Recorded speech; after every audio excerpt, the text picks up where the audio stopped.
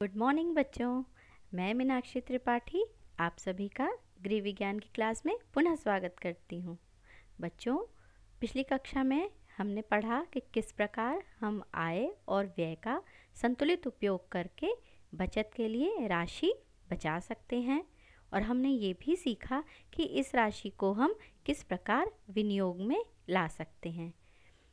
हमने पढ़ा था कि विनियोग के अलग अलग साधन होते हैं, अलग अलग माध्यम होते हैं जहाँ पर कि हम धन को सेव कर सकते हैं, जहाँ हमारा धन सुरक्षित भी रहता है और वृद्धि भी करता है। तो उनमें मैंने कई साधन आपको बताए थे, जिनमें बैंक को सबसे प्रमुख बताया था।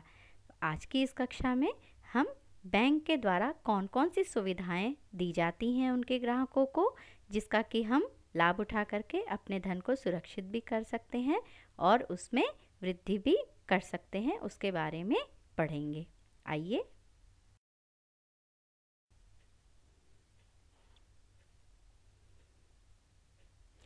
सबसे पहले हम देखते हैं कि हमारे बैंक में कितने प्रकार के खाते होते हैं जिनमें हम अपने धन को रख सकते हैं, सुरक्षित रख सकते हैं।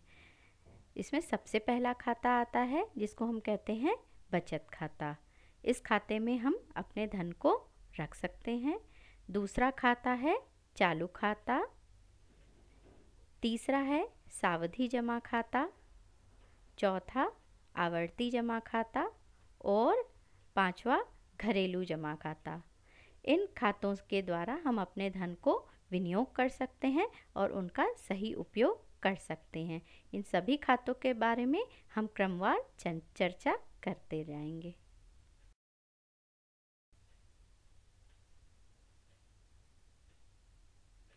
आइए देखते हैं बचत खाता क्या होता है। ये बैंक का सबसे प्रचलित खाता होता है। ज़्यादातर लोग इसी खाते में धन को इन्वेस्ट करते हैं।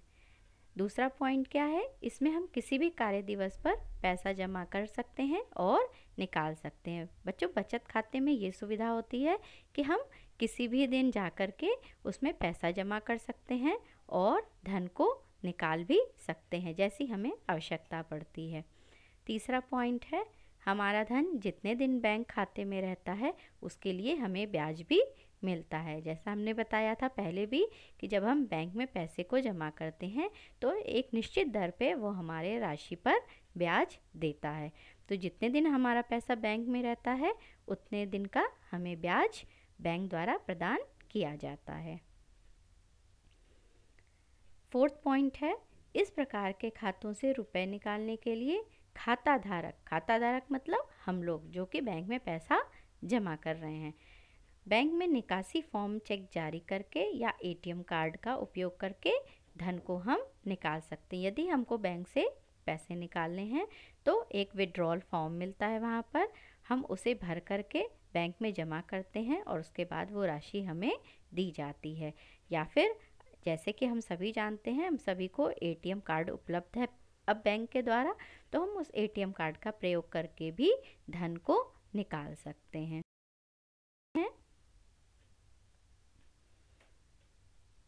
दूसरा खाता जो प्रचलित है वो है चालू खाता, जिसे हम करंट अकाउंट भी कहते हैं।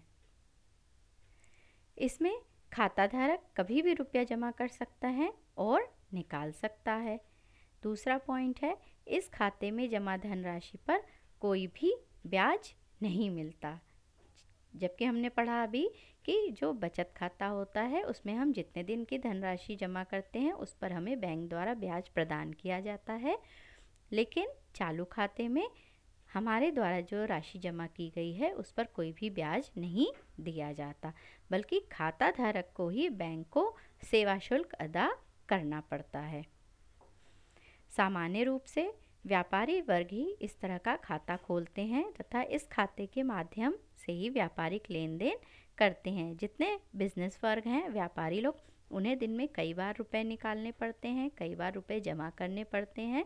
तो इस तरह के खाते का उपयोग व्यापारी वर्ग के द्वारा ही किया जाता है और जो बैंक उन्हें सेवा प्रदान करता है इसके लिए उन्हें सेवा शुल्क अदा करनी पड़ती है।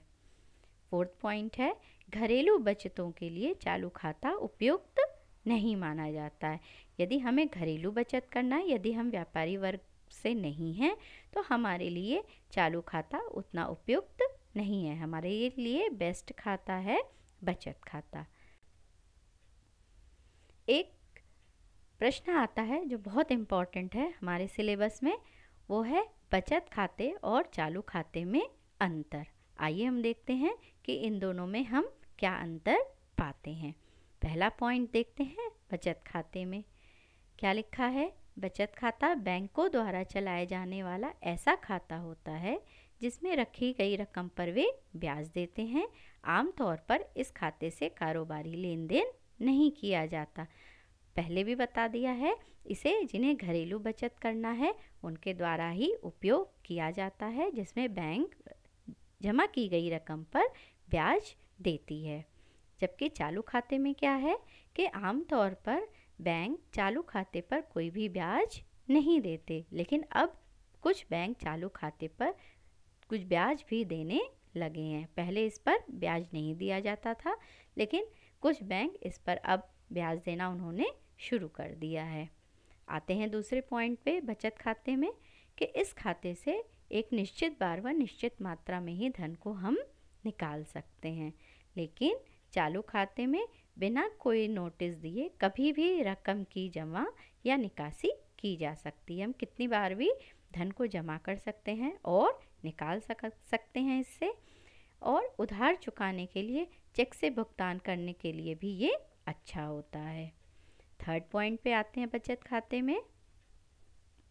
बचत खाता आमतौर पर छोटे बचतकर्ता, छोटे कारोबारी, वेतनभोगी या नियमित आय वाले लोग खोलते हैं।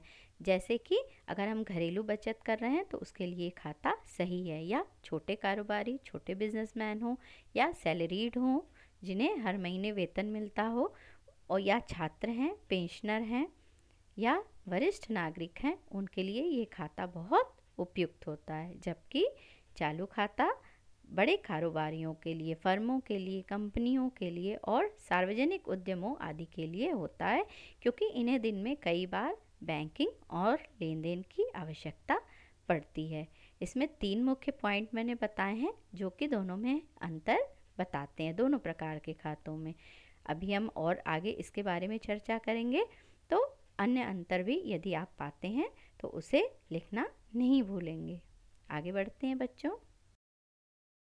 बच्चों, अभी तक हमने बैंक द्वारा प्रदान किए जाने वाले 2 खातों के बारे में पढ़ा, बचत खाता और चालू खाता। अब हम तीसरे प्रकार के खाते की ओर बढ़ते हैं, जिसका नाम है सावधि जमा खाता। इस खाते में एक निश्चित धनराशि एक निश्चित अवधि के लिए जमा की जाती है। हम क्या करते हैं, बैंक में एक निश्चित अवधि के लिए जितनी भी राशि हमें जमा करनी है उसे हम बैंक में जमा करते हैं, और जो राशि हम जमा करते हैं उस पे बैंक हमें निर्धारित दर से ब्याज देता है। अवधि के पूर्ण होने पर बैंक द्वारा हमारी मूलधन राशि और ब्याज दोनों हमें वापस दिए जाते हैं। इस समय जो बैंक द्वारा दी जाने वाली ब्याज की दर है वो है 8%। चौथे प्रकार के खाते की ओर बढ़ते हैं, जो है आवर्ती जमा खाता। इस खाते में 5 रुपये या इसके गुणक यानी मल्टीपल में एक निश्चित अवधि के लिए ये खाता खोला जाता है। इसमें प्रति माह निश्चित की गई धनराशि नियमित रूप से जमा करानी होती है। इसमें क्या करते हैं, एक निश्चित धनराशि को हर माह हम बैंक में जमा करते हैं, और सावधि जमा खाते की तरह ही इस जमा की गई धनराशि पर बैंक हमें निश्चित दर से ब्याज प्रदान करता है, और अवधि पूर्ण होने पर हमारी राशि और ब्याज दोनों हमें दिए जाते हैं। इसके लिए जो अवधि दी गई है वो 12 माह से 120 माह तक, यानी 1 साल से 10 साल तक दी जाती है। इस बीच में हम अवधि को निश्चित करके अपनी राशि को बैंक में जमा कर सकते हैं। जैसा चित्र में दिख रहा है आपको, बिल्कुल वही नाम है, घरेलू जमा खाता। जैसे हम घर में गुल्लक में पैसे जमा करते हैं, उसी तरह ये भी एक छोटा सा घर में जमा किया जाने वाला ही बचत है। देखिए ये खाता निम्न एवं मध्यम वर्ग के लिए अत्यंत लाभकारी होता है। ये बच्चों तथा गृहिणी में बचत करने की भावना को प्रोत्साहित करता है। क्या होता है इसमें? बैंक की ओर से ताला लगी एक गुल्लक दी जाती है जिसमें छोटी छोटी बचत राशि डाली जाती है और प्रति माह ये राशि पासबुक में जमा हो जाती है। बैंक द्वारा हमें एक छोटा सा गुल्लक दिया जाता है जिसमें एक ताला लगा होता है और बच्चे हों या गृहिणी, वो सभी जितनी भी उनके पास राशि होती है उसे उस गुल्लक में डालते जाते हैं और इस राशि को हर माह में पासबुक में एंटर करा देते हैं। आज हमने बैंक में कितने प्रकार के खाते हैं उनके बारे में समझा। तो इसके बारे में कुछ प्रश्न दे रही हूँ जिसे आपको करना है। पहला प्रश्न है, बैंक खातों के प्रकार लिखिए। जो 5 प्रकार दिए हैं मैंने उसे आपको लिखना और समझना है।